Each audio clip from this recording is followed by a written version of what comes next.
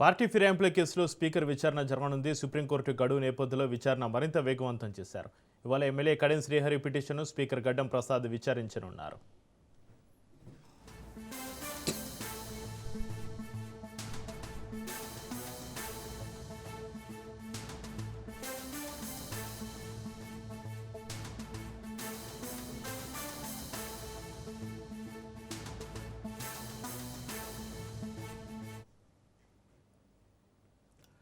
Party ఫిరాయింపుల కేసులో speaker విచారణ జరగనుంది. సుప్రీంకోర్టు గడువు నేపథ్యంలో విచారణ మరింత వేగవంతం చేశారు. ఇవాళ ఎమ్మెల్యే కడియం శ్రీహరి పిటిషన్ను స్పీకర్ గడ్డం ప్రసాద్ విచారించనున్నారు.